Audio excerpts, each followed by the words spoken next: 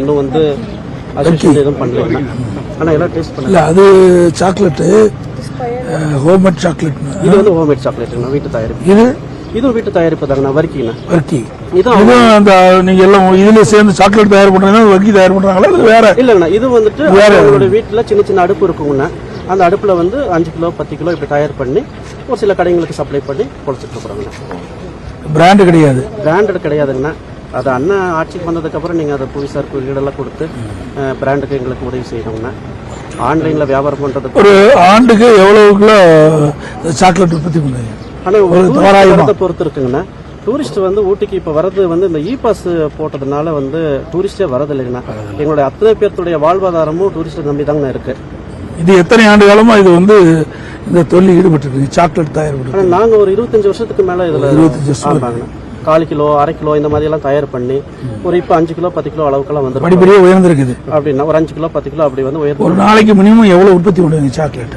அதான் ஒவ்வொரு வீட்லயுமே ஒரு 5 கிலோ 6 கிலோ 5 கிலோ எவ்வளவு எல்லாம் சேர்ந்து எவ்வளவு வந்து எத்தனை கிலோ உற்பத்தி பண்ணுவீங்க? ஒரு 2000 கிலோக்கு மேல உற்பத்தி ஆகும் நாளைக்கு.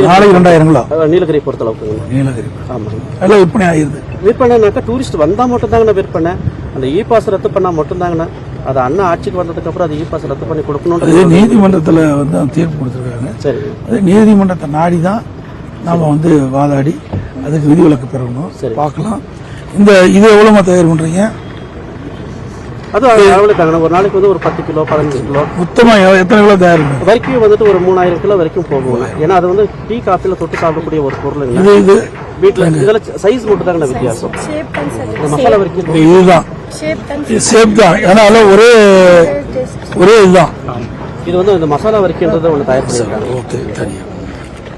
இது ஒரு என்ன விலை ஒரு கப்பு? இது வந்து 1/2 கிலோ பேக்கெட் வந்து 120 ரூபாய். இந்த கப்பு என்ன விலை?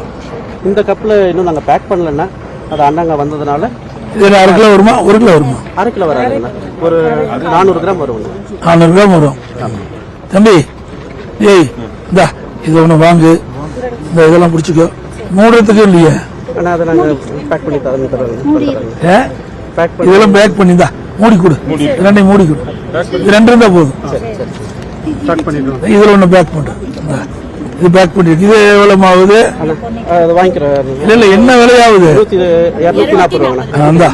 240 ரூபா ஆகுது. கொடு. ஒரு கிலோ என்ன விலைமா? அது எவ்வளவு? அது ஒரு கப்பு? ஆனா ஒரு கப்பு வந்துட்டு 120 ரூபா வரும். 120 ரூபா வரும். 1000